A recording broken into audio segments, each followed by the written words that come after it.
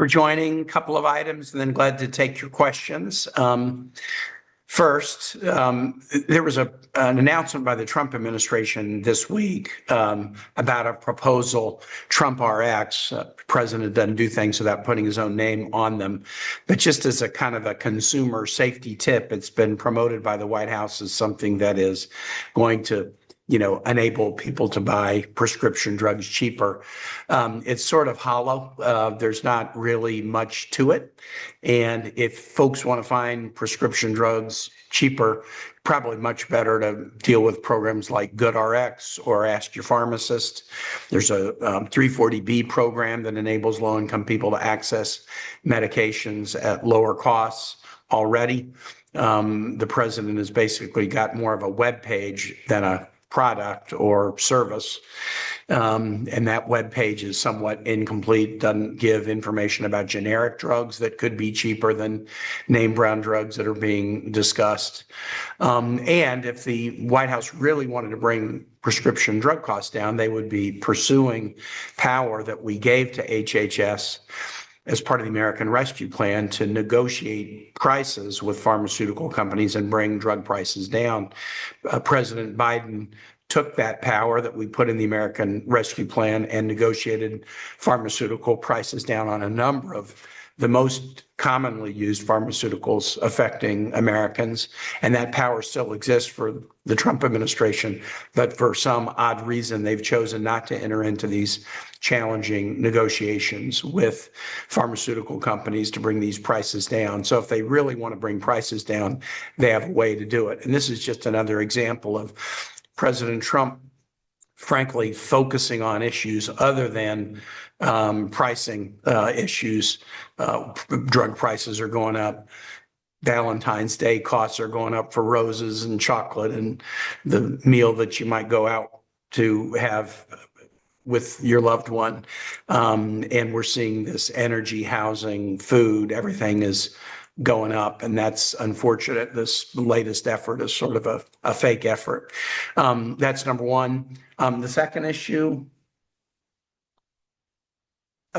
Second issue is tariffs. I've got Isabella, one of my superb comm staffers, with me. As many of you know, I started to lead the effort against President Trump's chaotic tariff taxes almost a year ago, challenging the president's imposition of tariffs on Canada, on Brazil, on the Global Liberation Day tariffs.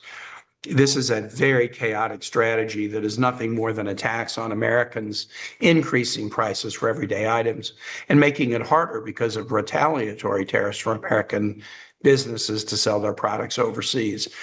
In all my travels around Virginia this year, I've heard again and again and again how much this chaotic tariff policy is hurting people's pocketbooks and hurting the bottom lines of Virginia companies, especially small businesses. The challenge I've had is, while I've been able to successfully challenge President Trump's tariffs in the Senate, getting Republicans to join Democrats in rejecting his tariff policies, the House has used a procedural trick to avoid taking up these bills, either the Senate bills that pass over to the House or House members' own bills trying to challenge President Trump's tariffs. It's a complicated procedural trick to explain, but the bottom line is Speaker Johnson wants to kind of have a gag rule where you can't have votes on these tariff issues on the floor, because he knows that if a vote is allowed, people will express displeasure with Donald Trump's policies. And the last thing Speaker Johnson wants to do is get on Donald Trump's bad side.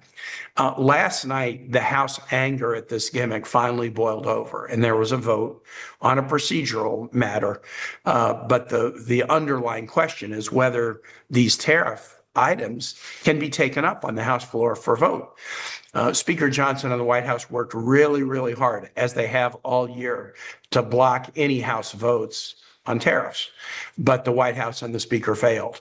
And Democrats, together with Republicans, said, look, we're in Congress for a reason. We're hearing from our constituents about how bad these tariffs are. We want to be able to debate and vote about them on the floor of the Senate.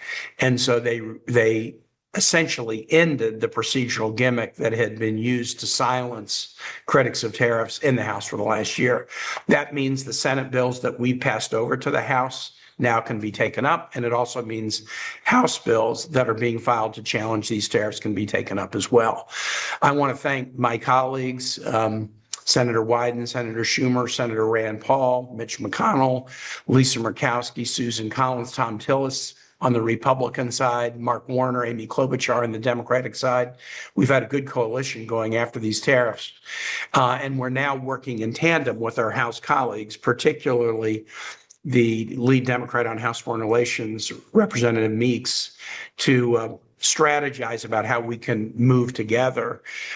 We just think again and again and again, we need to put these tariff votes before the body to reject President Trump's chaos. He gave an interview recently where he just, kind of casually let slip in the interview that he decided that the Swiss should pay a 39% tariff because he had a conversation with the Swiss prime minister. Actually, Switzerland doesn't have a prime minister, it's a president. He misspoke about that. But he didn't like the fact that the woman who was president of Switzerland was not polite to him on the phone. And so that was the reason that the tariff got set at 39% on Swiss products. I mean, talk about chaotic, idiotic, and it is near Valentine's Day where Swiss chocolates are kind of desired. Eventually, the Swiss tariff was adjusted downward, but the kind of chaotic president that would set a 39% tariff because I didn't like your tone on a phone call, this is not a power that should be exercised by the president without congressional oversight. Last thing I'll say before I open it up is, yesterday, there was a moment in the courts in D.C. that should not go unnoticed. President Trump is weaponizing the federal judiciary against political opponents. And we know this in Virginia because the president has tried to bring politically motivated prosecutions against James Comey, against New York Attorney General Letitia James, tried to bring those in Virginia. And Republican U.S. attorneys, Eric Siebert and Todd Gilbert, for refusing to advance these politically motivated prosecutions, have been forced out of their jobs by President Trump. That's bad enough to try to muscle the federal prosecutors in Virginia for not bringing politically motivated prosecutions. And I applaud both Eric Siebert and Todd Gilbert for standing up for the rule of law against a lawless president. But yesterday was something even more extreme in my view. The president, through his Department of Justice U.S. Attorney in D.C., Jeanine Pirro, tried to indict 6 members of Congress, Democrats, for making a public claim that members of the military and National Guard, and other federal employees for that matter, should honor their oath, follow the Constitution, and were well within their rights to refuse to follow any order given that was unlawful or unconstitutional. This is basic law. It's the oath that we take that will uphold the Constitution, but will also defend it against enemies, foreign and domestic, and telling someone that they needn't follow an unconstitutional order is hardly newsmaking. But President Trump decided to take an unprecedented step and use his Department of Justice to attempt to indict 6 sitting members of Congress for making that lawful and unremarkable claim. The effort failed yesterday. The 6 who were indicted, who were attempted to be indicted, including 2 senators, Senator Mark Kelly of Arizona and Alyssa Slotkin of Arizona, the grand jury refused to return an indictment. This is virtually unheard of. Prosecutors go to the grand jury with evidence that's very one-sided. The defense doesn't get to present anything. They're not even often aware of what the evidence is that's being presented to the grand jury. The grand jury's threshold for an indictment is not guilt beyond a reasonable doubt. It's a very low threshold to indict. It's extremely rare that federal grand juries choose not to follow a prosecutor's lead and issue an indictment. But yesterday, the grand jury in D.C. demonstrated great common sense by looking at what the administration was doing and saying, this just stinks, and there's no way we're going to go along with it. Just as grand juries in Virginia have also acted in a similar way, and the courts in Virginia have acted in a similar way, and the U.S. attorneys in Virginia have acted in a similar way to short circuit political prosecutions in Virginia. When the administration, in this case, the Trump administration, decides it has to use the criminal law to go after sitting members of the United States Senate and the House of Representatives for doing their jobs and repeating what the law is and what our oaths are, this is tyranny, pure and simple. Just as it was when ICE agents grabbed and tackled and handcuffed another Senate colleague of mine, Alex Padilla, for going to a press conference in his home community of Los Angeles and trying to ask a question about abusive immigration practices that were affecting his constituents. We all remember those videos of a United States senator being rushed out of a room, tackled, and handcuffed. This is what dictatorships do. I lived in a dictatorship in Honduras in 1980 and 81. And when critics are arrested or indicted or tackled or handcuffed, and especially when people's elected representatives are handcuffed or tackled or threatened with indictment, it is clearly an administration that's losing its grip, that is aware its positions are unpopular, that lacks confidence that it can win the support of the American public in pursuing policies. And so they start to go after critics because they're so insecure in themselves. We're not going to let this stand. The grand jury did the right thing yesterday. All of us expect that Donald Trump isn't done with this, but we're not going to be silent. We're going to continue to raise criticisms, for example, to the abuses of ICE and CBP that are very much of the moment as we're debating the budgets for those agencies now. And if Donald Trump thinks he or anyone in his administration can make me or any other senator shut up by bogus criminal charges or threatened prosecutions, they don't know what they're dealing with. I'm really proud of my colleagues for standing strong, and I'm very, very proud of the anonymous members of the grand jury in D.C. that stared down an unqualified federal prosecutor and said, there's no way we're going to let you use us to carry out your illegitimate political retribution campaign. With that, I'm glad to open it up and take your questions. First, we'll go to Mike from WHSV. Hey, Mike.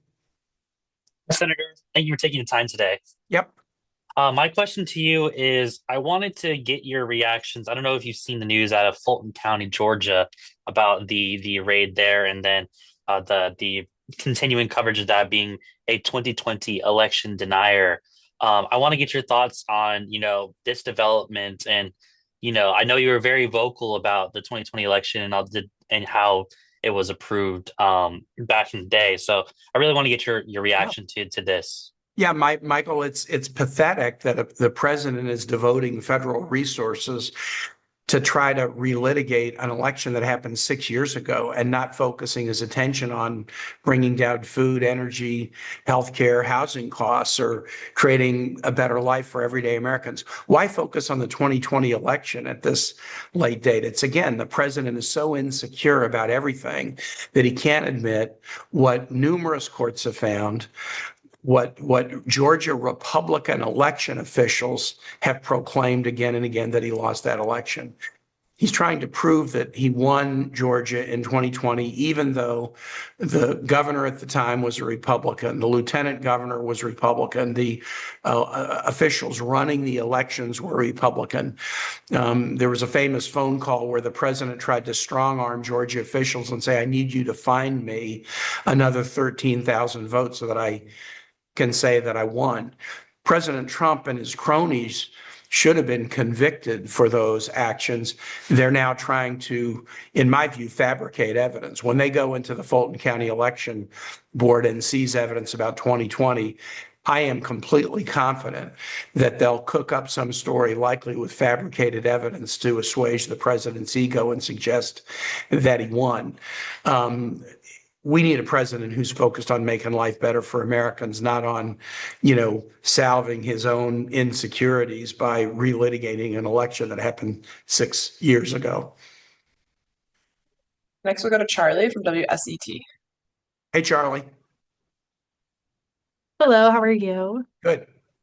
I just wanted to talk a little bit about of the Virginia's redistricting map. So Yes, my you bet. question is, are you worried about the precedent this sets that it could mean for more frequent redistricting in the future? Look, this is only happening because of Donald Trump. Let's be really clear about this. If Donald Trump had not announced that we need to do mid-decade redistricting to jerry-rig politics and artificially inflate the Republican majority in the House, Virginia would not be doing this.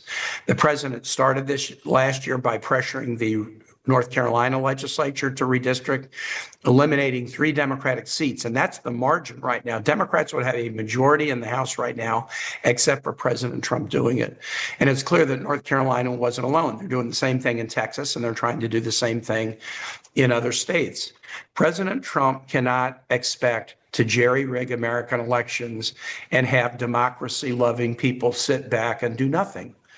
And so it's unfortunate that it's come to this, and I think it's unfortunate, and all Democrats in the General Assembly would agree. They wish they wouldn't be pressed to this, but they're not going to let pro-tyranny Trump acolytes rig the election without a response. The other thing I'll say, Charlie, that is really notable about the Virginia effort, contrary to Texas, contrary to North Carolina, is it's going to go before the voters. The Texas and North Carolina redistricting mid-decade that Donald Trump inspired was done in a back room. It didn't go for voters for approval. It was done by Republican majorities, and they just jammed it, and they did it in a way to try to steal Democratic seats. In Virginia, we're going to put this before the voters, and they're going to have a chance to express their opinion, likely in April of 2021. And I think that's the right thing. It should go before the voters. So that's my thought about it. Next, we'll go to Gabrielle from Nexstar. Hey, Gabrielle. Hi, Senator. Thanks for taking the time today. I wanted to ask, in your position on armed services and foreign relations, about the situation in El Paso this morning. There's a lot of confusion from people as to how we could go from a 10-day closure to reopening. What is your take on what's going on there?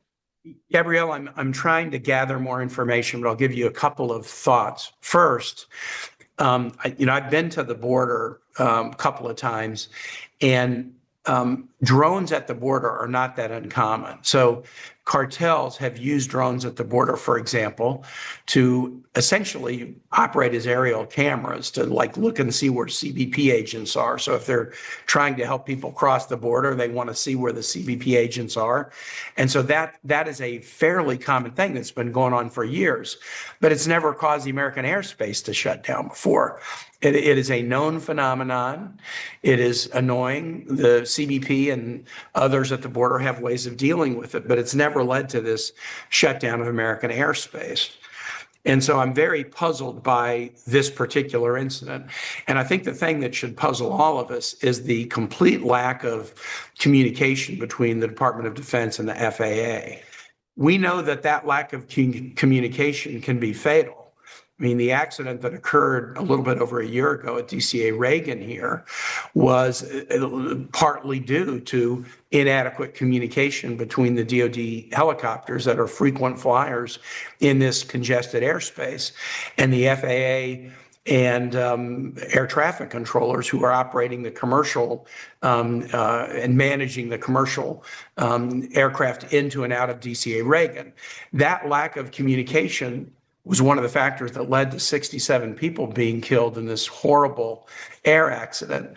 And so the fact that there was a closure based upon some DoD information and then the FAA lifted it right away, it needs to be examined. I'm glad that the airspace closure was lifted so quickly, but how the DoD and FAA were not on the same page, it should trouble all of us, and we'll get to the bottom of it.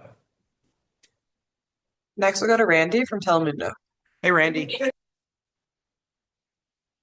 Senador, buenos días. Una preguntita sobre el tema de los fondos para DHS. ¿Alguna novedad, algún movimiento entre colegas republicanos para algún acuerdo antes del viernes? ¿O usted espera que se vaya a paralizar esa agencia? Yo creo, Randy, es difícil ahorita. Estamos en una negociación entre la Casa Blanca y los demócratas sobre reformas necesarias para el DHS. pero todavía no tenemos un acuerdo. Necesitamos reformas porque los abusos de los agentes de ICE y el CBP son muy, muy malos y nuestra población en cada parte de la nación quiere reformas necesarias.